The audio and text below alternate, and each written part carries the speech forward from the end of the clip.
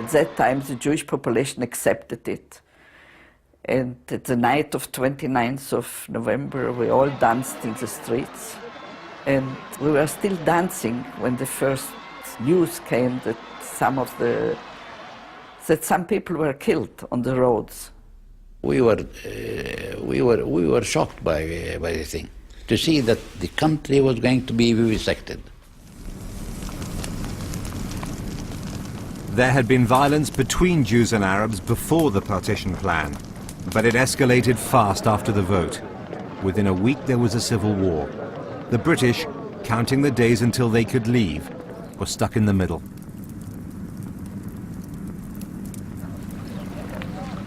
The Jewish underground army was rapidly coming out into the open. They had clandestine arms factories, but they were still short of weapons. Their biggest advantage over the Palestinians was a leadership that had spent years preparing for this moment. We were better organized because Ben-Gurion, with a very far-sighted look, he knew that we are going to come to a conflict.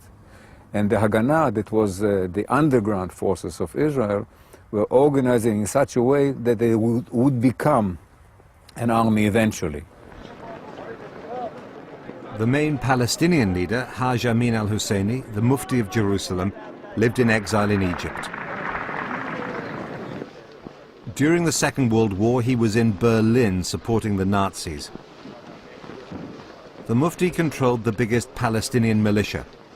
Other Arab leaders saw him as a rival, not as an ally. He appointed his cousin, Abdul Qadir al-Husseini, to lead his militia, which was called the Holy War Army. In the minds of people, he was a hero, and he deserved to be a hero.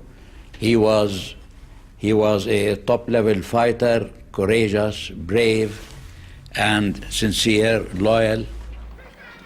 Husseini led a few thousand guerrilla fighters. With the help of men from local Arab villages, they cut the main Jewish supply route from Tel Aviv to Jerusalem, the city they all wanted. This was the biggest prize of all, Jerusalem, a city holy to Christians, Jews, and Muslims, and which had a central part in the dreams of both sides in the war. When the fighting started, neither could imagine a future that didn't include being in charge of this place.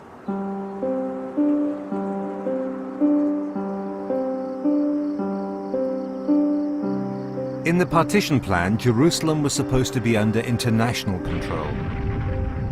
Neither Arabs nor Jews wanted that. So, once again, in its bloody history, the Holy City was at war. Jerusalem was under siege, and the Jewish community in Jerusalem was completely cut off. And there was not enough water, not enough food, and not enough ammunition, not enough soldiers in Jerusalem. And we used to have convoys going from Tel Aviv to Jerusalem, carrying wheat and water and food and ammunition and so forth. From February 1948, the attacks on the convoys from Tel Aviv to Jerusalem intensified. Arabs controlled the hills overlooking the route. The Haganah constructed improvised armored cars, known as sandwiches, to protect themselves. We fought our way to Jerusalem, fighting vehicle after vehicle, and convoys were almost suicidal operation.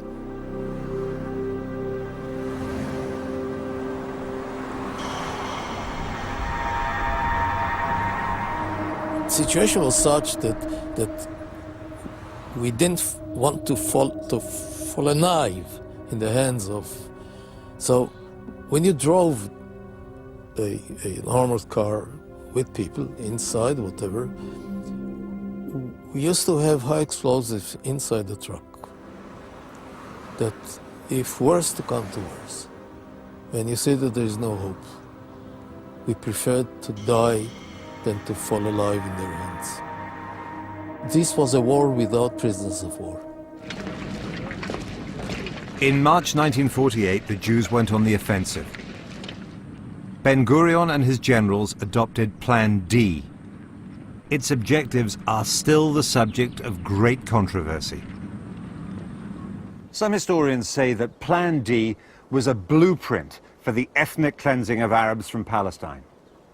Others say it was simply a military plan for seizing strategic ground, and that there was no political scheme to drive the Arabs out of a future Jewish state. The priority was opening the road to Jerusalem.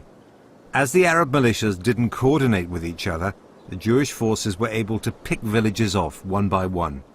The houses were usually blown up. If the residents hadn't already left, they were often expelled.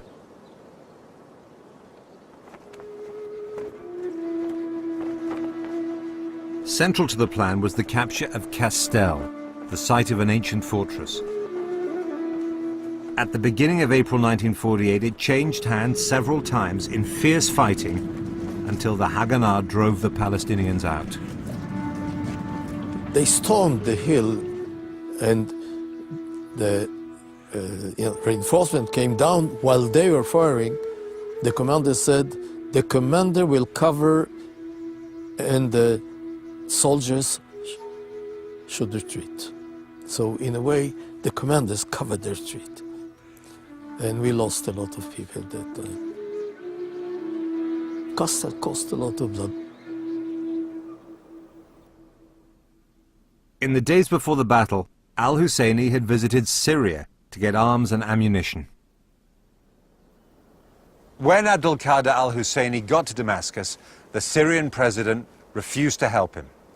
Husseini stormed out, yelling that they were all traitors and that history would record that they lost Palestine.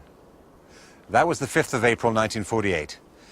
Abdul Qadir al-Husseini, the strongest war leader the Palestinians produced, came back to Castel to continue the fight.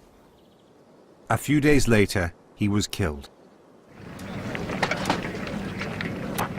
On the 9th of April, a group of fighters from the Irgun and the Stern Gang, the two Jewish ultra-nationalist groups that the British regarded as terrorists, were moving towards a village nearby called Dir Yassin. The Haganah gave them fire support. Recent research suggests the attack killed around 120 Palestinian civilians. In every house they entered, they killed the people inside.